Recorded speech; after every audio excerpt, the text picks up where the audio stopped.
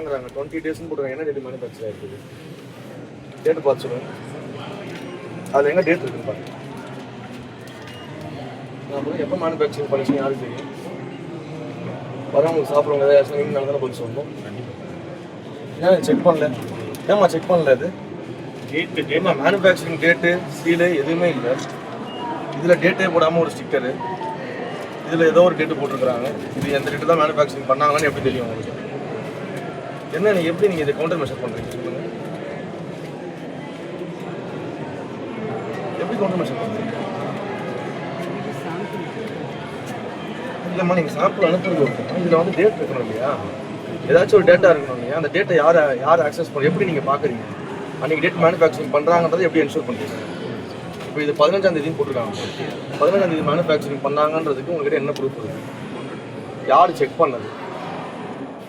இது என்ன என்ன எப்படி இது கொடுக்குறீங்க? இது தொடர்பாக கூடுதல் விவரங்களுடன் இணைகிறார் எமது செய்தியாளர் கலைவேந்தன். கலைவேந்தன், வணக்கம். விவரங்களை பதிவு செய்யலாம்.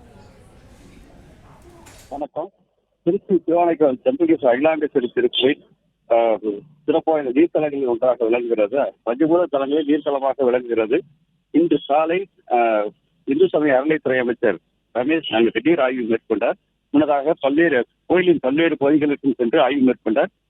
பின்னர் அங்குள்ள பிரசாத சாலையில் ஆய்வு மேற்கொண்ட போது அந்த பிரசாத சாலைகளில் உள்ள விற்பனை செய்யப்படும் பிரசாதங்கள் அனைத்தும் உற்பத்தி செய்யப்பட்ட நாள், தயாரிக்கப்பட்ட நாள், எக்ஸ்பைரி நாள் இவற்றை குறிப்பிட வேண்டும். அவ்வாறு குறிப்பிடப்படவில்லை என்றால் கடுமையான நடவடிக்கை எடுக்கப்படும் என்றார். இதைத் தொடர்ந்து அங்கு அந்த பிரசாத தொகுப்பை வாங்கி சாப்பிட்டு பார்த்து அதன் தரத்தை உறுதி செய்து கொண்டார். இது போன்று தரமாக வழங்க வேண்டும் எனவும் அவர்களிடம் கேட்டுக்கொண்டார். பிளே ஸ்டோர் மற்றும் ஆப் ஸ்டோரில் இருந்து பாலிமர் செயலியை QR கோடு மூலம் பதிவிறக்கம் செய்யுங்கள். செய்திகளை உடனுக்குடன் பெறுங்கள்.